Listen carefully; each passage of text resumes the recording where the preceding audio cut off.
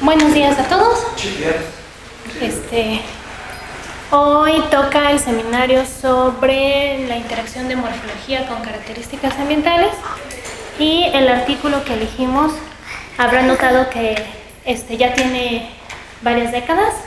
Es un artículo clásico de James que elegimos pensando en que, aparte de que las revisiones se prestan mucho a discusión, sino que fuéramos como deteniéndonos un poco en las ideas que va planteando y en base a los conocimientos que todos tenemos de acuerdo a nuestras distintas formaciones, fuéramos como contribuyendo sobre cuáles han sido las aportaciones que ha habido como en cada punto que toca, ¿no?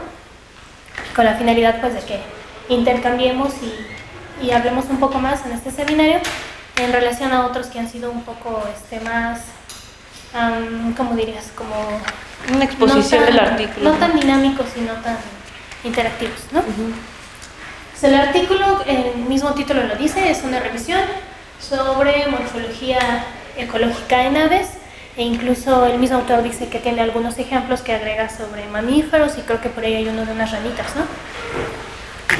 Pero el título es muy claro sobre lo que trata. Y primero habla en principio sobre la variación morfológica que podemos ver en las aves. Todos de alguna forma cuando nos hemos acercado a este tema suele destacar que siempre se habla sobre las formas del pico, ¿no? Incluso podemos ver caricaturas o memes o imágenes cómicas que hay sobre estas variantes que hay en el pico. No sé si lo han visto, que incluso hay uno que parece una navaja suiza, ¿no? La versatilidad del pico. De hecho, es uno de los caracteres morfológicos mayormente estudiados en cuanto a características ecológicas en aves, debido a la importancia que desempeña en la alimentación y la enorme variación que tiene, ¿no? También entonces el autor empieza a hablar un poco sobre esta gran pregunta que nos plantea, o que existe desde el año 1800 y fracción, con Candolle, ¿no? Que ambientes similares presentan especies con características o connotaciones que son similares. Y que básicamente es pues, el desarrollo de toda la de biogeografía que hay posteriormente y en buena parte de la ecología, ¿no?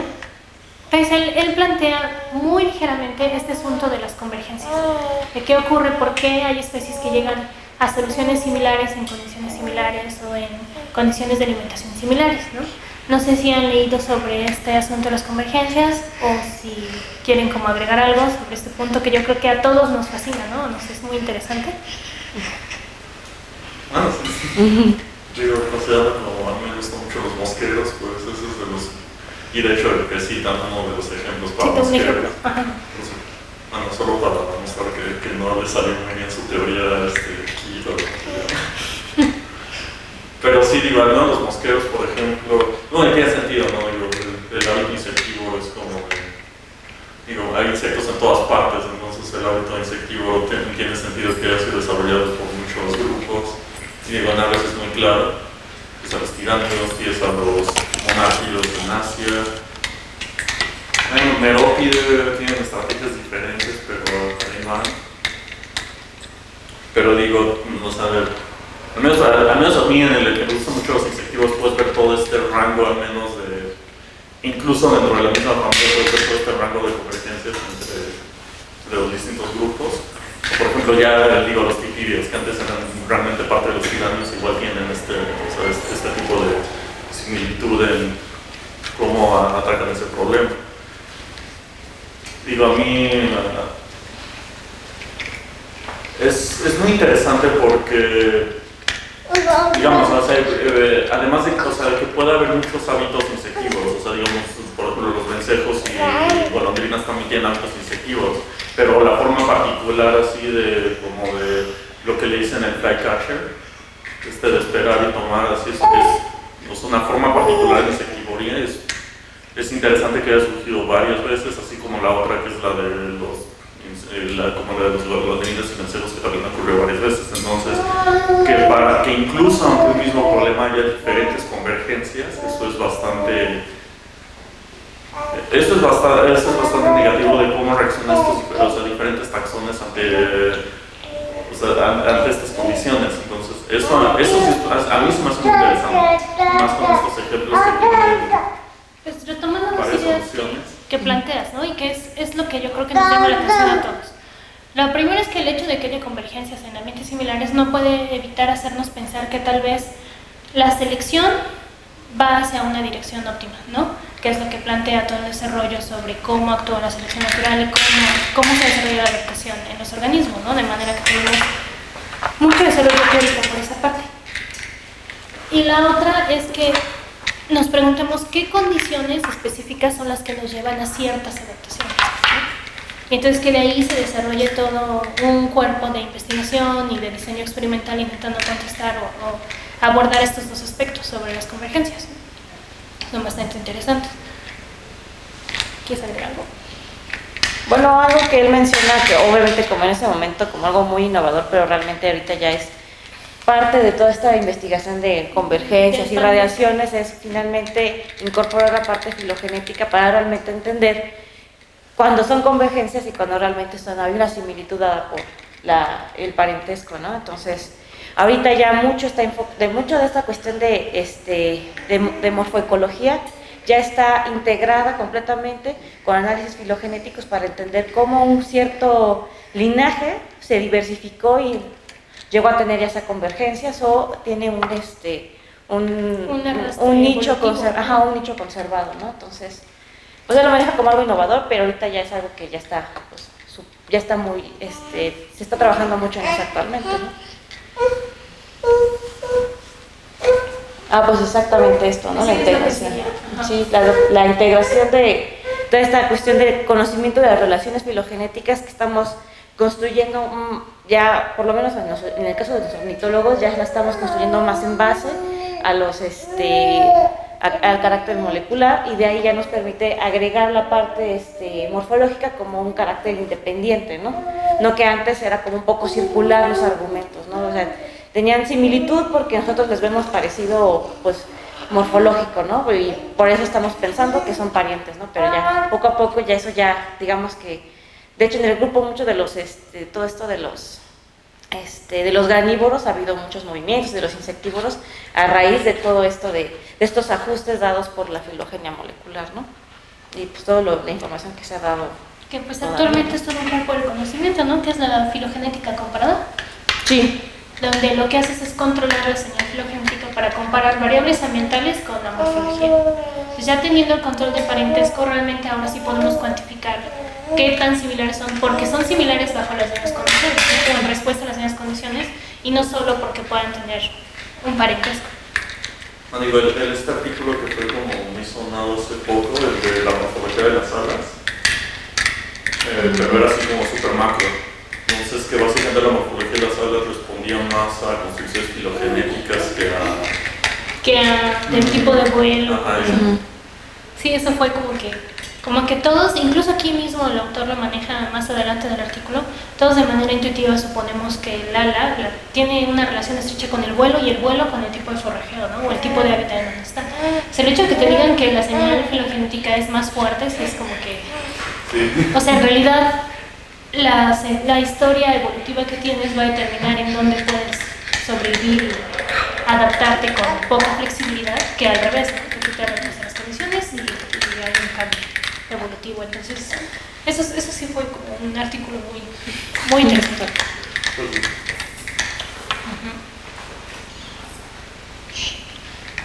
Pues esto es un poco de lo que había comentado Marisol, el enfoque comparativo. Pues actualmente está el método comparado filogenético, que ya incluye muchas técnicas de contrastes independientes, de regresiones filogenéticas, en las cuales obviamente ustedes recuerdan que en la regresión lineal estás asumiendo la independencia de tus datos, ¿no? Y realmente ahí, cuando estamos considerando especies y la morfología de una especie no está completamente independiente, ¿no? Están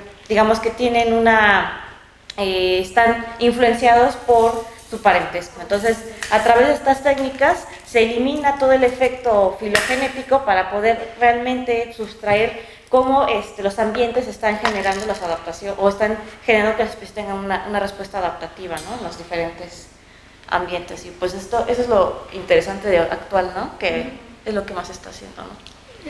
Sí.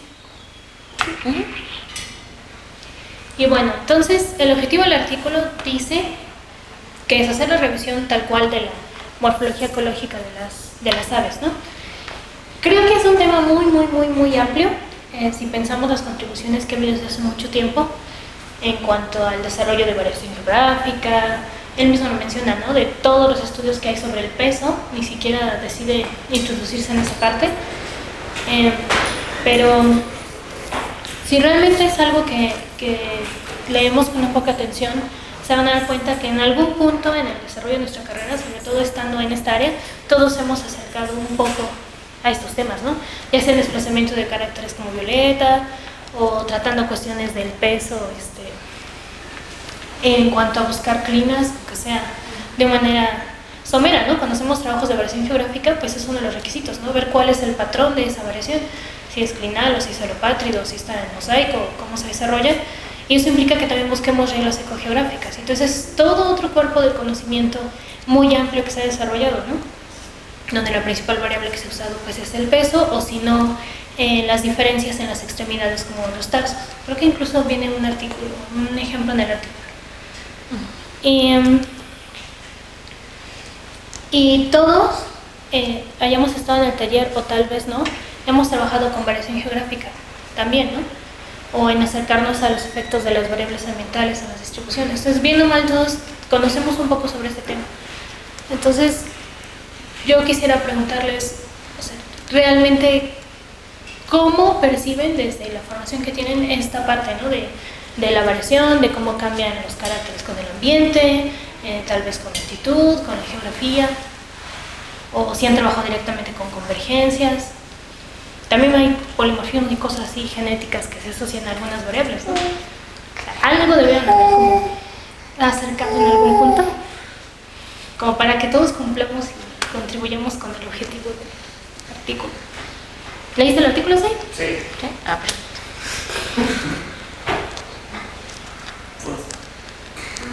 Bueno, pues yo analizando cantos y viendo esto de cómo el hábitat podía afectar, si, o sea, teóricamente, y yo también lo he visto con mis cantos, sí afecta. O sea, hay cuestiones donde el tipo de densidad de un tipo de vegetación afecta cómo se transmite el canto. Puede hacer que disminuya haciendo que pues, no pase tan bien el canto y no llegue hacia un objetivo.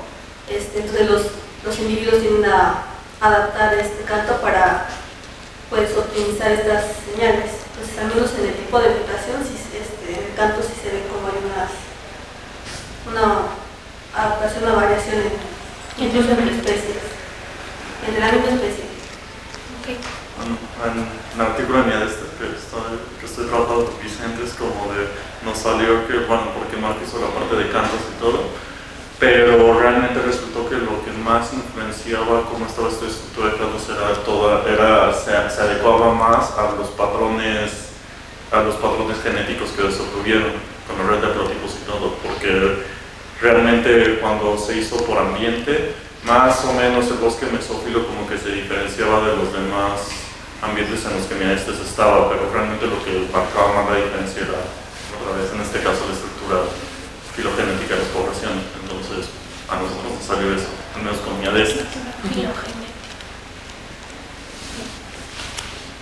Pues sí, yo igual, ¿no? Se acuerdan más o menos lo que presenté en el Congreso de Mérida, que pues, básicamente lo que estoy haciendo, que estoy tratando de ver la influencia de las variables climáticas y ambientales sobre el color de Pirineo Occidental, y encontré que más o menos se cumple, se cumple bastante bien la regla de Glover, ¿no? Que es esta relación muy conocida, ¿no? Entre la humedad del ambiente y la coloración, el brillo de la coloración en muchos taxas, pues encontré que también se cumple.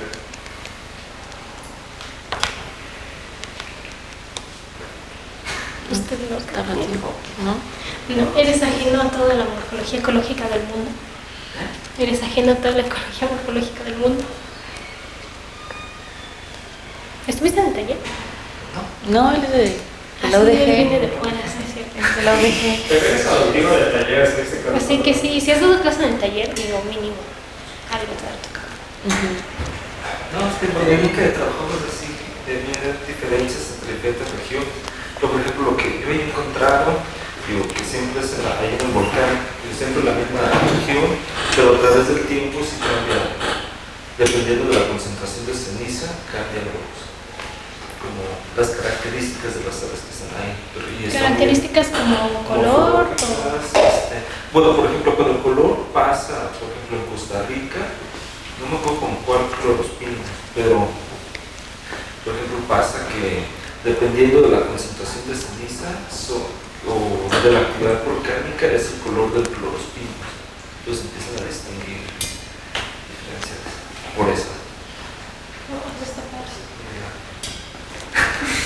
¿Y de aquí qué has visto? ¿Y de aquí qué he visto? Que por ejemplo cuando aumenta la concentración de ceniza, pues eso también cambia la estructura vegetal y solamente aves insectívoras, pero que forrajean sobre los troncos, más que permanecen.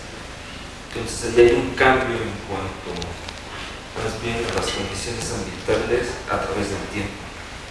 Ok, pues está interesante. Debiste haber venido en el seminario anterior.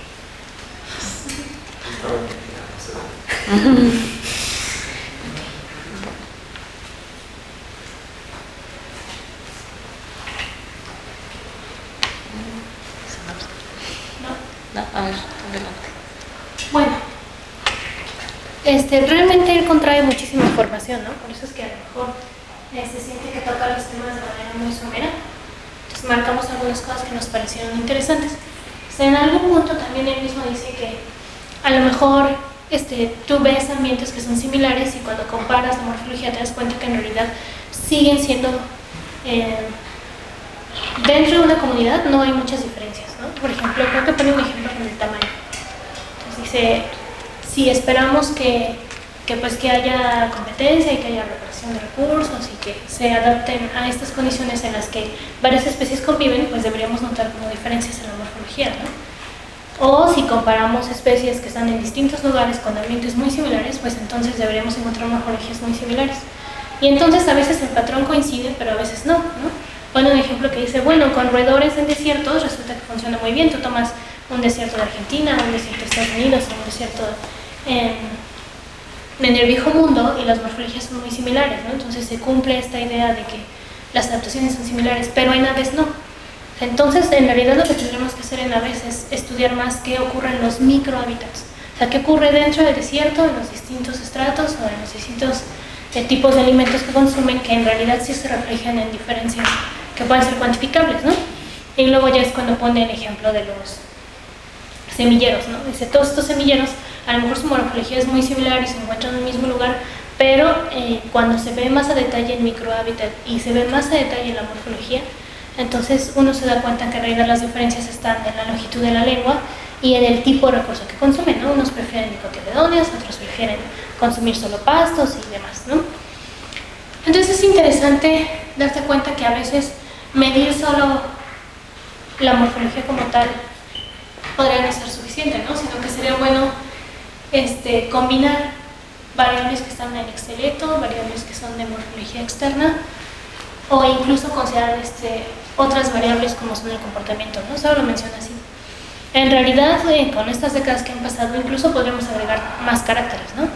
Caracteres genéticos que ya mencionaron caracteres en cantos, que en este momento nos estaban midiendo, caracteres en coloración, que ya vimos en el seminario pasado que se ha refinado mucho el cómo se mide y cómo se cuantifica.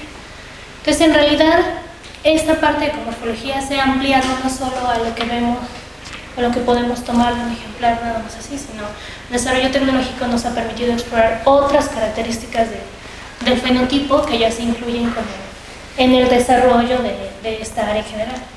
Sí, de hecho ya se está trabajando mucho más bien en como no solo agarrar un atributo del pico, ¿no? Sino más bien toda la forma del pico. O trabajar por módulos. Ajá, trabajar por módulos. Entonces, hay muchas cosas que permiten hacer una exploración del microhábitat, todavía a través de la morfología, pero ya de una forma más refinada, ¿no? Incluso ahorita con la morfología geométrica también ya es otro campo nuevo, ¿no? Para entender mejor no solo cuestiones de largo y de ancho, ¿no? De un pico, ¿no? Sino la forma en general, ¿no? Porque finalmente, aunque nosotros vemos como un patrón en cuanto a los picos de los granívoros.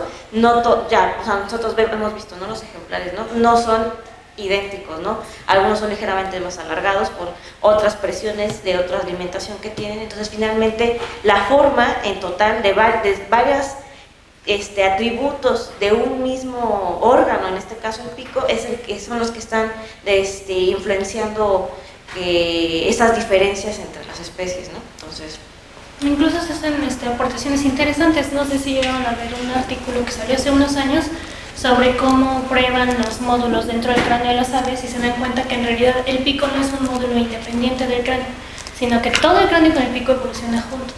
Entonces eso obviamente va a tener repercusiones en cómo cuantificamos, cómo medimos y cómo interpretamos dentro de hipótesis ecomorfología, ¿no?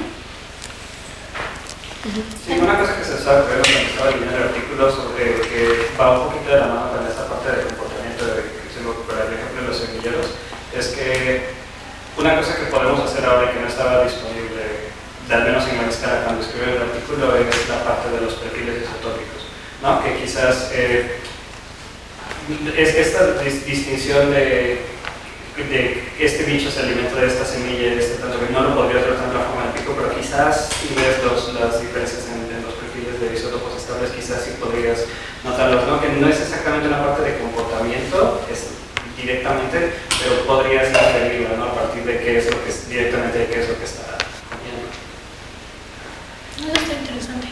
sí, porque además también algo que hemos visto también en los últimos años, a través de que ya se comparte mucha información, no solo de científicos o ornitólogos, sino también de gente que se dedica a observar aves, hemos apreciado más cosas de comportamiento, ¿no? Una de ellas es que aunque tenemos especies granívoras, insectívoras, no necesariamente solo comen granos o solo comen insectos, ¿no? También tienen fuentes de aminoácidos, comen algún tipo de carne, no sé, ya sea de algún, si son granívoros, comen algún tipo de insecto de alguna manera y cosas así, ¿no? Entonces también, finalmente su alimentación no solo es la presión del principal, ¿no?, que es un tipo de grano, ¿no?, sino también tienen otros alimentos que les generan presiones sobre el pico o sobre el tarso, que también, que también se ve influenciado para ciertos comportamientos de forrajeo. Pues también finalmente no es solo un elemento del alimento lo que los está modificando, son varias cosas al mismo tiempo. Entonces finalmente pues sí, es algo a lo mejor a través de cosas un poquito más fáciles de rastrear, que a veces antes lo que se hacía era revisar el contenido estomacal, ¿no? Y pues era complicadísimo en el caso de insectívoros porque solo veías ahí un trozo de pata, ¿no?, de algo de ahí. Entonces ahorita a lo mejor eso sería como una forma un poquito más sencilla de clasificar, ¿no? Bueno, y ahora que están bajando muchísimo los costos de secuenciación, igual ya lo que puedes hacer es ahora el bicho y secuencias lo que se comió, ¿no? Y puedes tener algo como mucho más refinado. No, incluso se está haciendo para polen. O sea, tomas el polen de los colibríes y se secuencia. Pues sí, en ese sentido hay varias cosas interesantes, ¿no? Uno que sería un ejemplo clásico, lo que menciona ahora es con los colibríes, ¿no? Todos daban por un hecho que solo consumían néctar y ahora sabemos que consumen una buena proporción de insectos, ¿no?, de artrópodos. Y la otra es que una vez que se está viendo un poco más a detalle te das cuenta que, por ejemplo, los colibríes no consumen no realizan las mismas visitas para consumir néctar a especies de flores a lo largo del año, sino va cambiando de acuerdo a la disponibilidad. Y si es un año a lo mejor de sequía o de cualquier cuestión que no hay la suficiente abundancia de las especies más comunes, tienen que consumir otra cosa que haya. Entonces, ¿cuáles son las repercusiones de eso a la larga, ¿no?, sobre las poblaciones?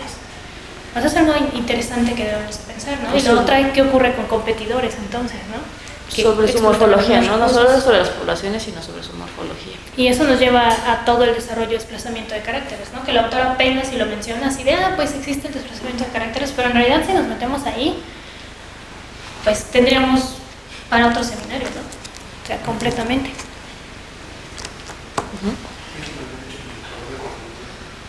Sí. Eso es está el ejemplo de los tipos de forrajeo. Sí, de lo que influye, cómo influye el tarso, ¿no? Se refiere a cómo influye el tamaño del tarso en el tipo de forrajeo.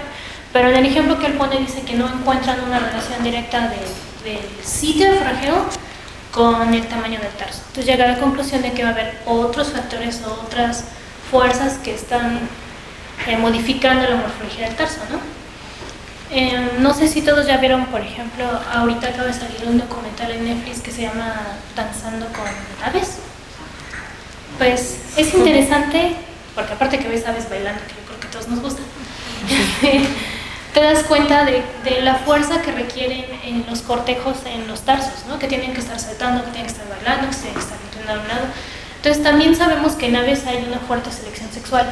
Entonces tal vez medir el tarso como parte del forrajeo no sea lo más adecuado, porque en muchísimos trabajos sale que no está relacionado, que no tiene que ver, es poco claro en cuanto a variables ambientales, entonces tal vez no sería como un carácter muy adecuado, ¿no? Tendremos que buscar otro carácter o agregar otras explicaciones para esa variación, ¿no? No sé si han leído algo al respecto y vean el documental, está interesante. No, digo, no he visto el documental, pero bueno, no es tanto por el caso, pero por ejemplo con el pico, pues digo, voy a traer los sentidos, ¿no? Por supuesto. Sí, pues porque no hay otro contigo. No, pero digamos, tienen los mismos hábitos todos ellos tienen los mismos hábitos, el mismo tipo de forrajeo, digo, de percha, vuelo y capturar presa. Pero en el género Empidonax, de alguna manera, todos tienen morfologías de pico bastante distintos unos de otros. O sea, tenemos a los del grupo Trilli, Alnigularis, Arnorum, que se parecen más a los Condopus, más o menos en pico. Tienes a los amarillos, que se parecen, digamos, más como a tipo de los pico plano, que es como redondeado. Y tienes a los otros que es como, digamos, parece más un pico chipe, así más delgado y largo. Y digamos, por ejemplo, uno de los amarillos virescens, de hecho es grupo hermano de todos ellos, pero se parece más a los amarillos que a cualquiera de los otros, a pesar de que es grupo hermano de todos. Pero todos tienen los mismos hábitos, ¿no? O sea, realmente es como de ahí la morfología del pico, es como de, pues está variando, pero aparentemente no ecológicamente, porque están haciendo los mismos hábitos y luego cuando migran hacen uso del mismo tipo de hábitat. Entonces, o sea, no se sabe cuál es. No, los empiezan que, por ejemplo, rompen ese esquema de... Porque digamos que el pico, y además como que no son como las especies que cantan más, entonces no es realmente que el pico esté como seleccionado para, al menos en ese aspecto, para cantar, entonces, digamos, estaría seleccionado por ecología, pero de todas maneras todos tienen los mismos hábitos, pero de todos modos varían en el pico. No, pues el otro ejemplo que también se me ocurre que también que está súper extremo es el de estos pipios, los que hacen sonido con las alas, que pues tienen la morfología de la una súper jodida, ¿no? Y si le midieras el ala a uno de esos bichos no te dirían nada, para nada. Porque el desgaste es demasiado. Es porque ese carácter que está súper desviado por selección sexual. Pero está interesante, ¿no? Para tomarlo en cuenta. O sea, muchos de nosotros trabajamos con eso y a veces, pues dices, voy a medir todas las variables estándar, ¿no? Pico, tarso, ala, y no te pones a pensar en esas cosas, ¿no? En si el dimorfismo es un mercado, si conoces cortejos y migras, pues a veces eso hace falta, ¿no? Es lo que hay que hacer cuando hay oportunidad de aconsejar a alguien más, o sea, decirle, ¿qué vas a medir? Y todos nos hicieron detalle en algún punto, ¿no? ¿Qué vas a medir y por qué? Y entonces así como, pues voy a medir las variables que salen en los artículos, las 17 estándar y vas a ciegas porque realmente nos falta un poco como ampliar esa visión sobre la biología de la especie con la que trabajamos, ¿no? Y como que todo el mundo te lo dice y hasta que no te das en la pared es como, sí, tenía que haber leído más. Es algo interesante para pensar. Menciono muy poco la variación geográfica. Variación geográfica, pero era lo que decía de las convergencias. Sí, ya lo discutimos un poco. Sí. No sé si quieren agregar algo. Lo que dijimos sobre la regla de Candón, de que ambientes similares hay. Que les decía que pareciera que la selección podría estar dirigida. Pues es interesante, empezamos muy macro, sobre un poco micro y otra vez que hemos regresado a lo macro. Pues es que no son excluyentes, ¿no? No son excluyentes, pero es interesante el patrón de cómo se dio esto. Digo, era muy obvio, ¿no? Que se empezaba por lo macro, ¿no? Digo, estás viendo todos estos patrones a lo largo de estas regiones. Pues es interesante, pero es que hay dos formas en general de hacer ciencia, ¿no? O sea, tú empiezas de lo particular y generalizas, o empiezas de lo general y empiezas a ver si se cumple de manera particular. Entonces yo creo que ahí va más bien sobre cómo es el desarrollo de las escuelas del conocimiento en distintos lugares y empiezas de particular a general, particular, ¿no? O sea, los ecólogos son de particular a general y de ahí no los mueves, porque la escala a la que trabajan es muy pequeña. Y de general. Ajá, pero habla con los que hacen evolución o biogeografía, pues tendemos a hacer más de lo general a lo particular. Es algo interesante. Bueno, pues es casi ese punto que ya discutimos, que me adelanté. Estaba esta figura, no sé si la observaron con atención, es el resultado de un análisis de componentes principales. Sobre, bueno, en el eje vertical está el largo del pico y en el eje horizontal está el largo del ala, y ahí está como el espacio que ocupan estas familias que muestraron, ¿no? ¿Qué es lo que notan o qué es lo que les llama la atención? Bueno, es muy interesante, ¿no? Digo, Tiránides de las tres es la más diversa. Y a pesar de eso, el morfoespacio que ocupa es relativamente pequeño. La variación dentro del grupo. Ajá, al menos en esos, para esos dos caracteres. Entonces, y digamos, Icterides, el morfoespacio que ocupa es bastante amplio. Es muy grande. Muy grande, y la diversidad es tanta. Entonces, eso es muy interesante porque te está hablando que, o sea, más allá de la diversidad filogenética, están actuando otros factores que están enfatizando la diversidad de nuestros caracteres. Digo, también menciona después, ¿no? Con los mieleros de Hawái. Sí. Que digamos, o sea, para el área que tienen y para la relativa poca diversidad que tienen por su limitada área, tienen una diversidad morfológica impresionante. Sí. O por ejemplo, digamos también, o sea, digo, no es de aves, pero por ejemplo en los mamíferos el grupo más diverso son los ratones y su diversidad morfológica es esencialmente muy pobre en comparación de otros grupos. Sí, de hecho es como, a la hora de que tienes que clasificarlos es como ratón. Y sí necesitas de plano el cráneo y medir y sacar ángulos y eso para poder determinar. Es mucho más complicado. Pero es interesante, ¿no? Porque empiezas a hacerte preguntas. Nosotros trabajamos con esto, como que empiezas a pensar, bueno, si la diversidad es muy grande pero el espacio morfológico es muy pequeño, ¿por qué? ¿No? O sea, hay demasiados competidores en las zonas donde están, cómo son las distribuciones geográficas, migran, o sea, de manera que la migración sea tan fuerte que tengan que constreñir, digamos, el pico haciéndolo muy generalista, y eso no permite como explorar distintas formas. O sea, te empiezas a hacer esas preguntas y de ahí pues pueden salir muchos proyectos, ¿no? Muchas ideas o desarrollar muchas cosas. Es bastante interesante. Y con los interiores al revés, ¿no? O sea, ¿por qué la diversidad es tan grande? Realmente exploran tantos recursos cuando forrajean todos los estratos, consumen de todo. Pues, ¿qué sabemos de los ictéridos, no? En realidad son bastante generalistas en su consumo, entonces debe haber dentro de ese generalismo como ciertas preferencias dentro de los grupos para poder tener, o sea, un largo de tipo tan amplio, ¿no? También, bueno, algo que sí sabemos de ellos es que sí tienen por ejemplo, mucha variedad en sus tamaños al menos.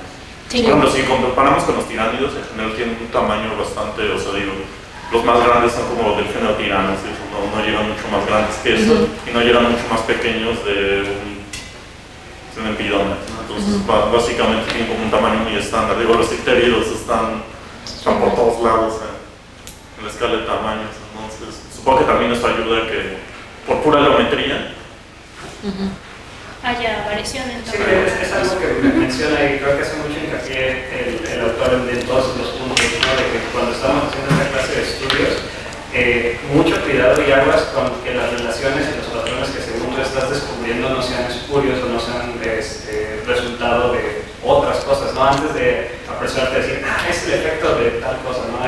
Bueno, de veras. O sea, porque ahí sí puedes decir, los ictéridos son súper diversos y exploran un montón de medidas. Pues realmente, ¿no? Más bien esa variación tan grande que ves en esta gráfica, más bien es justo por lo que mencionaba, ¿no? Que hay ictéridos que son así y hay ictéridos que son así. Sí, es interesante. En muchos de los trabajos de ecología que lleguen a ver relacionados con esto, se van a dar cuenta que en muchos de los análisis ya hay un control por el tamaño, para que entonces realmente el patrón que se obtenga sea más realista sobre cómo se comporta la comunidad, ¿no? En el uso de recursos, y no vaya a haber como efectos de este tipo. Pero sí está interesante, ¿no? O sea, a pesar de que se justifica porque hay muchas variaciones en el tamaño, bueno, y esa variación en el tamaño que se debe, ¿no? O sea, no es como que encuentres una recta geográfica donde las especies más grandes están en el norte y bueno, las elevadas altas, o sea, no, sino como que cada comunidad tiene distintos tamaños representados, ¿no? ¿Quieres hablar? Bueno, aquí más que nada era la parte de la fauna asociada, ¿no? Que es Sí. que como el hecho de estar en una comunidad genera cambios y diferentes presiones, ¿no? Dentro de la morfología de las especies de aves. Entonces, finalmente, un poco lo comentaste, ¿no? O sea, hay más competidores, hay más depredadores, también tiene que ver con las poblaciones de estas otras especies con las que está coexistiendo, ¿no? De alguna manera. Y pues todo eso tiene un papel importante en cómo se va a ir dirigiendo diferentes aspectos de su morfología, ¿no? O sea, por ejemplo, si hay muchos competidores, en muchos casos la parte de migración tiene mucha relación, bueno, la teoría de la evolución de la migración tiene mucho que ver con la parte de competencia, ¿no? Con otras especies. Entonces, finalmente, ya para que digamos que pueda sobrevivir esta especie de alguna manera o para evitar esa competencia empieza a migrar, ¿no? Y poco a poco las distancias van alargándose dependiendo de que cómo crezca la población con el que está, de la especie competidora que le está ganando, ¿no? Entonces eso también va a generar también cambios en su morfología paulatinamente, ¿no? O sea, las especies que migran, también hay como reglas relacionadas con el ala, ¿no? Con la forma del ala. Entonces también va moldeando cosas diferentes en cuanto a su morfología, también se tienen que, a lo mejor, muchas son especies generalistas precisamente para tratar de, como, digamos que poder aprovechar más recursos y todo eso, ¿no? Pero finalmente aquí la cuestión es que la presión viene de muchos lugares al mismo tiempo. Entonces más bien es como cuál es la predominante dentro de la morfología. Entonces realmente entender, ahora sí que a la morfología de una especie es una parte de su origen, ahora sí que de su origen filogenético, y también tiene mucho que ver con todas las presiones que tiene alrededor, ¿no? Y ya no solo estamos hablando de evaluar una comunidad de aves, ¿no? Sino también hay que pensar en sus otras relaciones, ¿no? De lo que se alimenta, ¿no? En el caso de los colibríes, con las flores es algo, o sea, es de los casos, el mejor ejemplo, ¿no? O sea, finalmente el pico tiene mucho que ver con cómo se alimenta, ¿no? Y también había leído un poco sobre que también lo pueden usar como un arma, entonces también tiene un efecto sobre su competencia con otras especies, ahora sí que también dentro de la especie. Entonces, digamos que la morfología está influenciada por un montón de cosas y tenemos que poder distinguir también, o tratar de distinguir qué es lo que está modificando a una morfología en particular, ¿no? O una tendencia de morfología en un grupo. Y tener cuidado en cómo se plantean las preguntas de investigación, ¿no? O sea, a lo mejor nosotros queremos evaluar todos los aspectos que se nos ocurran, que puedan modificar, digamos, el tarso, que es lo que discutimos, pero a lo mejor no lo puedes medir todo, ¿no? O considerar todo. Entonces, realmente es bastante interesante, ¿no? Que siga siendo un tema actual de debate y de apertura, que podamos seguir investigando y trabajando y preguntándonos cosas, ¿no? Respecto a este tema. ¿Leíste el artículo, Gordillo?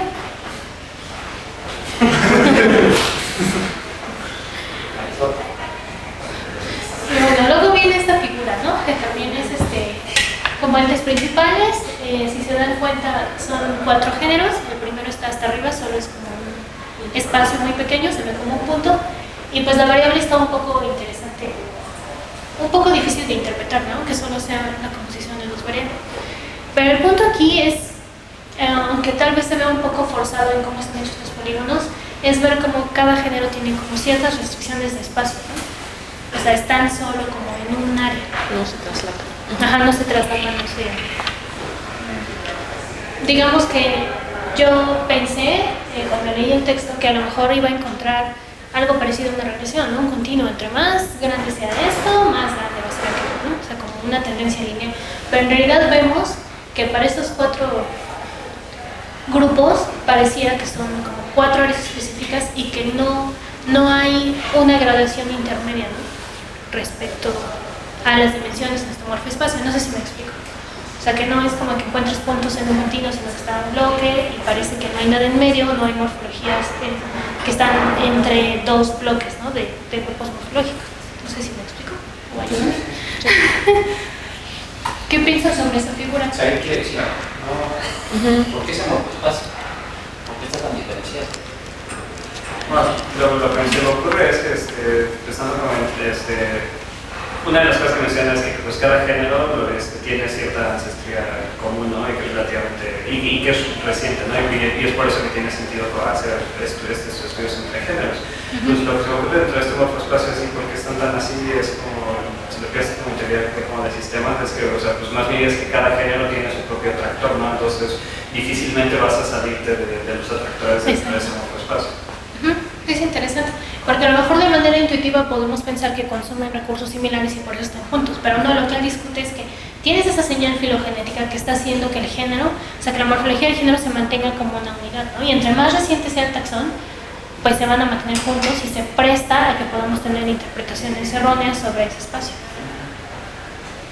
A lo mejor lo que decías de que yo también esperaba en algún momento ver la típica regresión lineal, ¿no? de método comparado.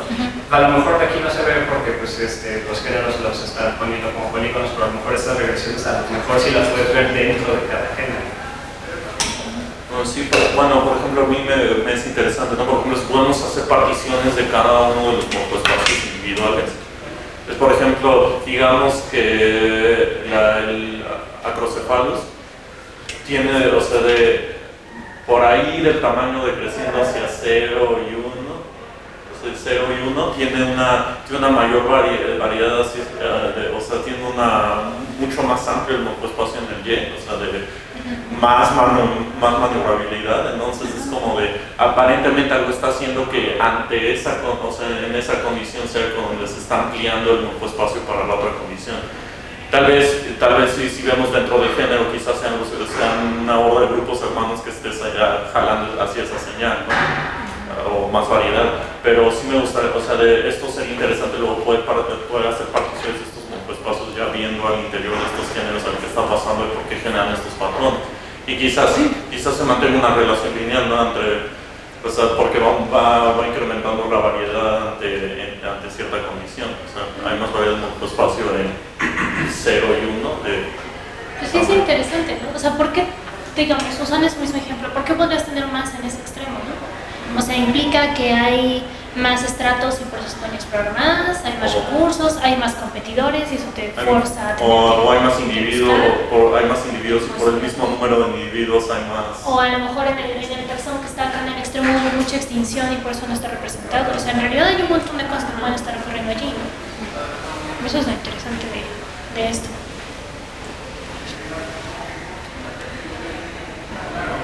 ¿Qué decía? Eso ya lo que ya dijiste de... De lo de los ensamblajes. Ajá, ¿quieres ampliar? Tú que eres experta en ensamblajes. Pues es que tú hiciste estructuración filogenética. Pues es que tiene, bueno, es algo que ya más o menos comenté, ¿no? Finalmente,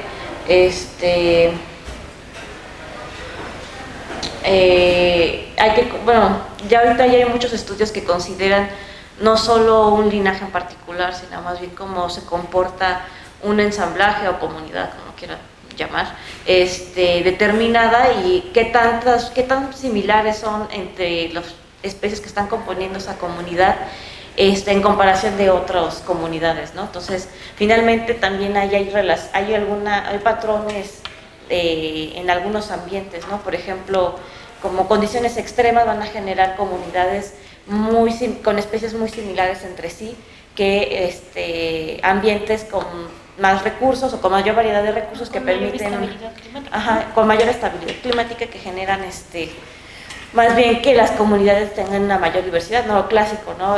Un poco la parte de tierras bajas contra tierras altas, ¿no? Finalmente el hecho de la disminución de la temperatura y la altitud obvio va generando que solo ciertas especies sean las capaces de estar en esos hábitats y por lo tanto la comunidad tiene una menor diversidad morfológica, ¿no? A veces puede tener más o menos una diversidad de especies, pero finalmente todas son muy similares entre sí. En cambio, cuando estamos hablando de tierras bajas, hay una mayor estabilidad en el ambiente, en la temperatura, en los recursos, y también eso permite que la comunidad sea pues más diversa en cuanto a la morfología que pueden presentar, ¿no? Hay más posibilidades. Hay más posibilidades. Aquí un claro ejemplo, y me gustaría discutir esto con ustedes, en que explican y describen una convergencia evolutiva en dos grupos, uno australiano y otro americano. ¿Sí recuerdan? ¿Cuál, la de roedores? Estamos en las estornelas y los macronis o los motacílicos en Australia. ¿Cómo son ellos?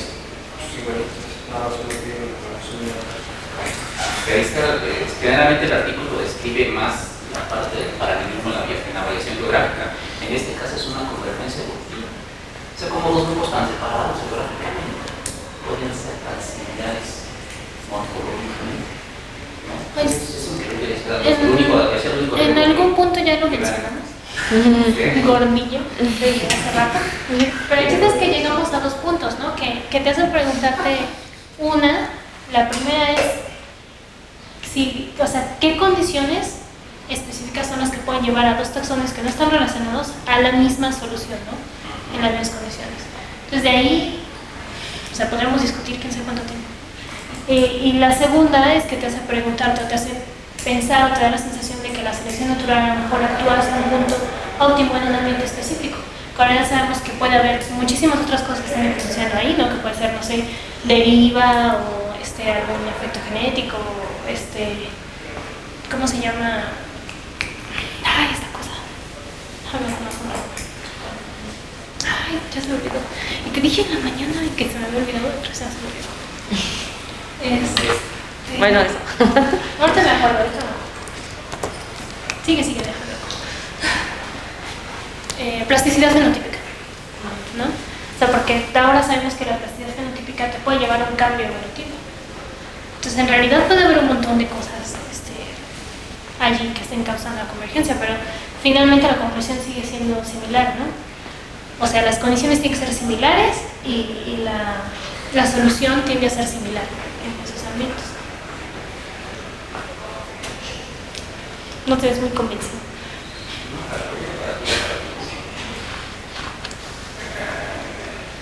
¿Algo más que quieran comentar en ensamblajes? ¿Alguien ha leído algo con ensamblajes? Aquí en el museo ha habido 2 o 3 alumnas que han trabajado con estructuración filogenética, no sé si la conocen, pero es un método que se utiliza a partir de la filogenia para cuantificar cómo se estructuran las comunidades entre los sitios y se debe a competencia y que se excluyen las especies hermanas, que una quede en tierras bajas y una quede en tierras bajas y cuestiones de ese estilo, que se repartan los recursos, o si se debe a la heterogeneidad del ambiente, ¿no? Que no todas pueden estar en todos los hábitats. Si igual, si les interesa pueden leer al respecto, o aunque ya lo he hecho, o si quieren preguntarle después, preguntarle ahora.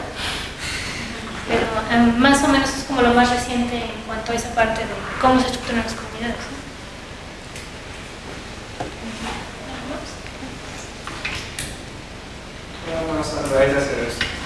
Una de las cosas que realmente nunca había pensado hasta ahorita que cuando estaba leyendo el artículo es la parte de las abundancias relativas, ¿no? Que también es sí, las rarezas de los diferentes bichos que forman una comunidad, que se me hace algo que la verdad nunca se me ocurrió por qué no pensar en eso, ¿no? Porque siempre o muchas veces hablamos de exclusión y todo eso, pero las inclusiones yo siento que no son siempre la excluye así totalmente, ¿no? Más bien es que unas son mucho más abundantes que otras, ¿no? Y creo que pues, sí, es una buena sugerencia la que hacen, que también cuando hagamos esta clase de estudios también ese es otro, no sé si podemos considerarlo como un carácter propiamente, pero podría ser. Pero es un indicador. Es un indicador, eso sí. Propiamente podrías considerar las pues a lo mejor no se están desplazando, de manera tajante, ¿no? Exacto. Hay un trabajo muy bonito de Toledo que hace un gradiente altitudinal sobre las comunidades de aves y grafica las abundancias. Se da cuenta que una especie que es muy abundante disminuye su abundancia y se incrementa otra. Entonces, altitudinalmente se ve, no lo puedo hacer, pero se ve como una decrece y otra aumenta, una decrece y otra aumenta, de manera que los picos de abundancia no coinciden para esas especies que son similares y que consumen recursos similares. Pues más o menos por ahí iría como tu idea, ¿no? Pues sí, que a lo que voy es como que lo quiero hilar con el concepto de desplazamiento de caracteres, que no es el desplazamiento aquí no sería sobre directamente la morfología, sino más bien que se están desplazando los números, ¿no? Las abundancias, los bichos, los individuos dentro de las poblaciones. Sí, respecto a alguna condición ambiental.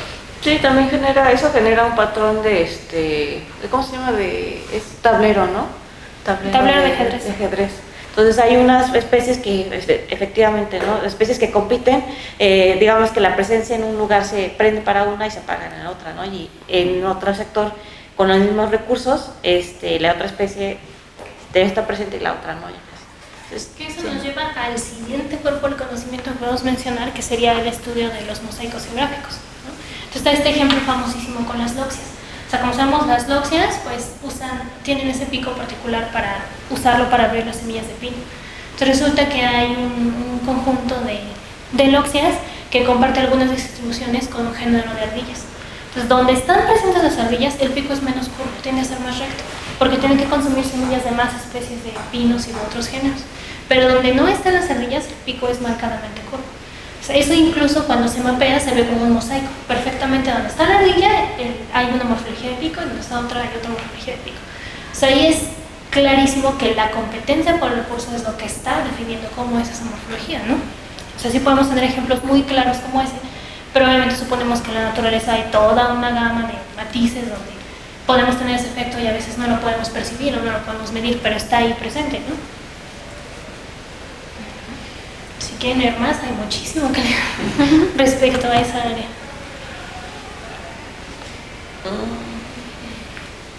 El modelo de Hutchinson solamente lo mencionó igual, muy someramente, ¿no? Respecto a los nichos, no sé si lo notaron, pero básicamente el autor apenas sí lo menciona, de cómo supones que especies que están cercanamente relacionadas tienden a tener nichos similares, ¿no? Y cómo ambientes que pueden ser ubicados o que se encuentran en distintos lugares, como son similares, van a ofrecer conjuntos de nichos similares. Entonces, al tener nichos similares en esas posibilidades, pues la morfología que van a representar las aves va a tender a llegar a una convergencia. Y entonces ahí el punto es que no sería la selección natural la que los está llevando a una solución similar, sino que las posibilidades que son limitadas son similares en los dos lugares. Entonces ahí el nicho o las condiciones de medio son las que van a dar el abanico de opciones que tienen las especies y no la selección natural como tal. Pero como que lo mencionan en un parrafito súper chiquito y ya sigue el siguiente punto. No sé si les ha llamado la atención. Sí, lo que dice, ¿no? Que lo deja como el hipotético de que quizás exista algún modo de trasladar del espacio del nicho al morfoespacio y que si no, que lo que propone más que si la extensión del nicho es también que está construyendo, ¿no? la extensión posible del morfoespacio, que no sé qué tan de acuerdo estoy con eso, pero pues... Sí.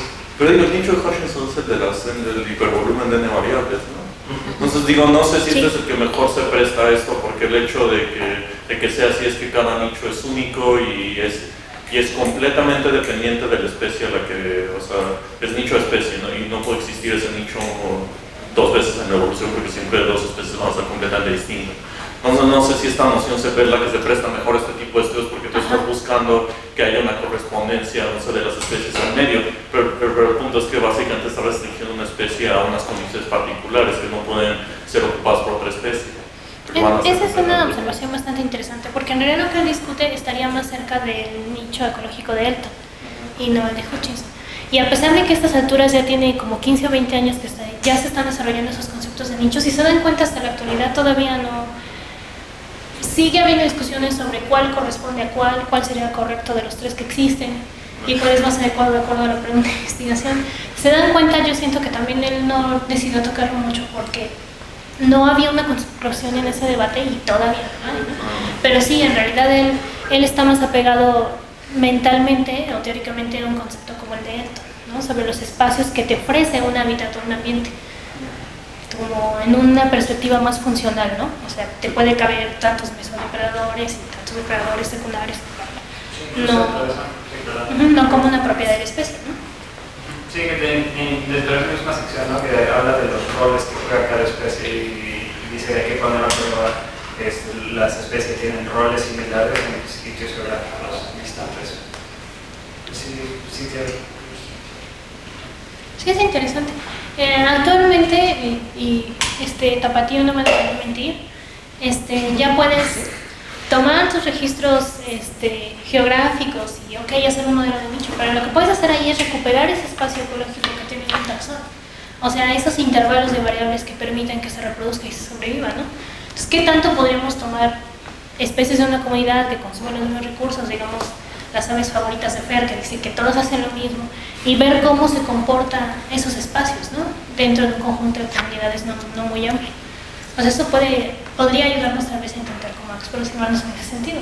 No sé si se haya hecho algo similar, no sé si teóricamente qué tan válido sería.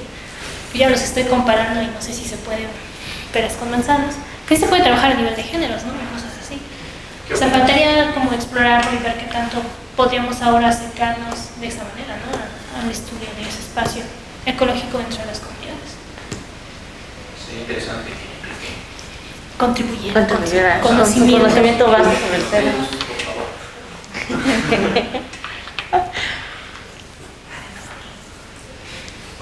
Siente la presión, Tapatío.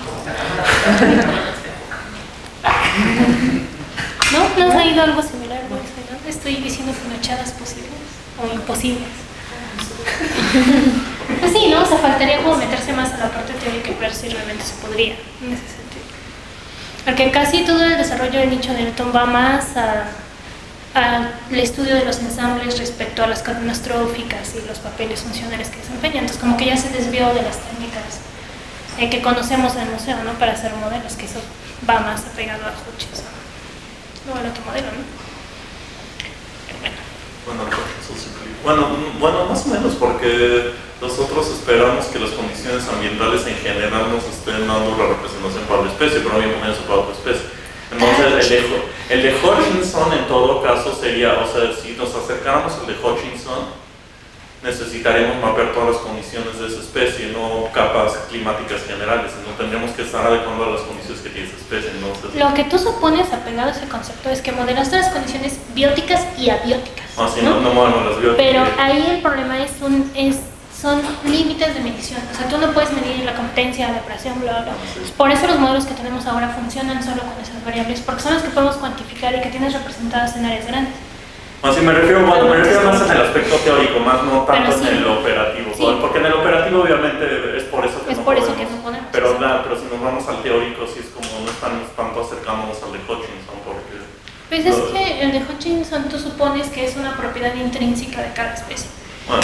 Y el problema es que eso se parte en cuanto a cómo es dentro de cada población y además cambia a lo largo del año, depende de las dinámicas poblacionales. Entonces, medir esa complejidad es muy difícil. Entonces regresamos a otros conceptos que hay dentro de biología, ¿no? Que están definidos, que son muy claros, que funcionan muy bien, pero a la hora de intentar medirlos, cuantificarlos, evaluarlos, compararlos y demás, tenemos todavía demasiadas limitaciones.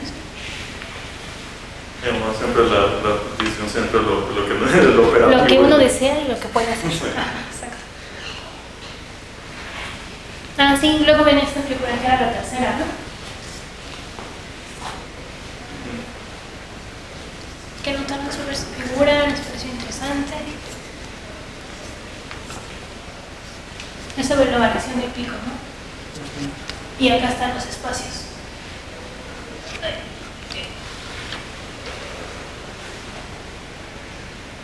¿Qué opinan? A ver, por video, ¿qué dice la figura? No, pero dices que dice, no leo. Puede estar como muy difícil. Voy a aplicar esa rara. Es que no veo. Nada más veo la naranjita que se me veía diferente y no sé qué. Es un búho. Yo creo que hace una muy buena compañía de la figura anterior, ¿no? de los tamaños de ITER, porque nos está diciendo que si bien sí hay bastantes al menos de los géneros dentro de ITER y de que algunos comparten el morfoespacio, sí hay otros que se van muy lejos, o unos que comparten parte de, pero se van hacia otro lado también. También son diversos dentro Sí, de ellos. entonces está muy, o sea, sí es muy buena compañía, pues, básicamente diciendo de, mira, ya si lo vemos al interior del género, mira, está toda esta diversidad que explica por qué el patrón del género, o sea, de la familia en total es tan amplio. Sí, entonces te das cuenta que en realidad lo que puedes tener, por ejemplo, en los extremos más altos puede estar representado solo por un género, dos géneros, sí, o sea, cantidades muy pequeñas, ¿no? Que en realidad no son representativas de todas las especies que hay, ¿no? Entonces están en ese extremo la morfología por condiciones particulares, ¿no? Eso es lo que decían de particionar el morfoespacio, ya verlo al interior del nivel de definición previo. Lo cual da buenas, sí da mucha información de lo que está pasando en el global. Dentro del claro, sí. La parte estaría más bonito si también se asocia a la parte geográfica, ¿no? ¿Qué tal si lo que yo tengo como en un pico alejado resulta que está en un hábitat muy particular, o en una isla, o en el extremo de la distribución, o en un extremo de temperaturas o algo así? O sea, eso también ya nos está dando indicios de cómo cambian las presiones de selección dependiendo de las condiciones ambientales, ¿no? Como que eso le faltó. Sí, está bien. ¿Algo más?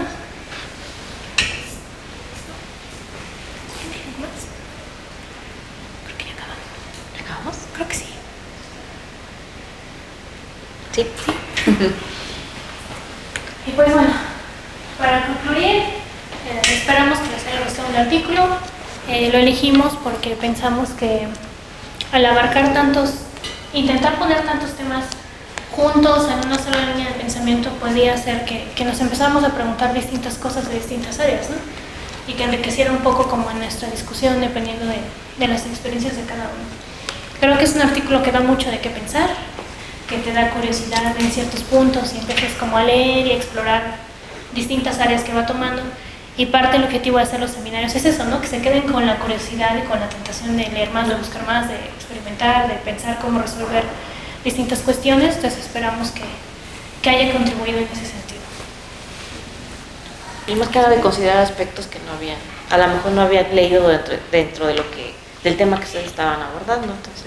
Que la próxima vez que hagan variación geográfica, desplazamiento de carácter, ya piensan en todas. Ecología funcional, entonces piensan en todo eso. Exacto.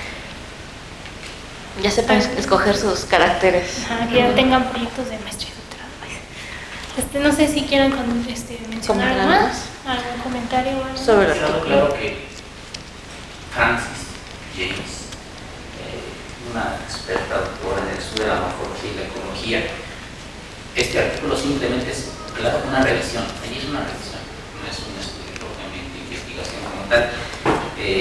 Deja muchas preguntas interesantes y algunas dudas, y los estudios morfológicos que tengan que ver o relacionarse con la ontología va a depender del grupo que esté haciendo el estudio, llámese un ecólogo, un sistemático, un cladista, ¿no? Muchas veces el estudio de las faunas nos permiten poder detectar algunos patrones interesantes, pero lo más importante es saber cuáles son los mecanismos que permiten esto, ¿no?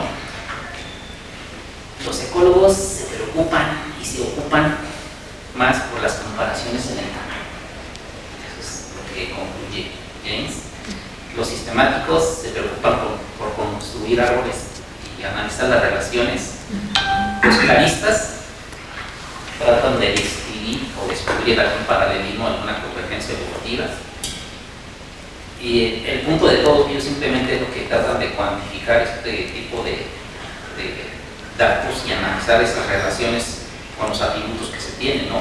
Obviamente se sigue haciendo, sí, pero parece que a nivel más grande. Y que se han agregado áreas, ¿no? Que ahora ya tenemos más aportes de parte de evolución, sí, claro, desarrollo de la macroecología, de geógrafos que hacen cosas de esas por ahí. Pero también hay que pensar en eso, ¿no? La conclusión simplemente está en el punto de vista que tú seas cladista sistemático, un ecólogo va a ser. Es la aproximación. Para poder entender la morfo, pues contraparte, ¿no? Eso es lo más interesante. Es un artículo un poco viejillo, pero parece un clásico libro. Tiene un artículo que se tiene que leer para poder comprender todo lo que es actualmente. Sí, está interesante. Es lo que yo siempre les digo a mis alumnos, ¿no? Que todos los biólogos trabajamos con variación. O sea, no importa en qué área esté esto, trabajamos con Sí, varios. la religión es tema fundamental en la biología. Y un biólogo que no entiende esto, no sé qué es. Después descubrimos a qué le echamos la culpa. No sé, si alguien quiere agregar algo. Bueno, pues algo que se menciona al principio y como parte de la conclusión es finalmente la integración de la información, ¿no? O sea, otra vez, ¿no? Ya finalmente todos estos fenómenos todos estos patrones morfológicos o de coloración, todo eso tienen, pueden ayudarse a explicar por qué se dieron dentro de los linajes a través de conocer también sus relaciones filogenéticas, que es lo que se está haciendo ahorita con toda esta cuestión de método comparado, ¿no? O sea, entender si se parecen por una cuestión de adaptaciones o se parecen por solo cuestión de relaciones de parentesco. Entonces es un área como nueva, muy interesante y que usted está en boom, creo, en otros países. Mucho. Y bueno, entonces muchas gracias por venir. Los esperamos para el próximo seminario, que es el 16 de noviembre. ¿Sí te pateó? Creo que es el 16 de noviembre. Si no, entonces saben que se va a publicar la fecha de todo. Va a ser aquí a las 11 de la mañana. Sería el de cantos, ¿no? El de cantos sería el último del semestre. Bueno, Paulina nos va a hablar.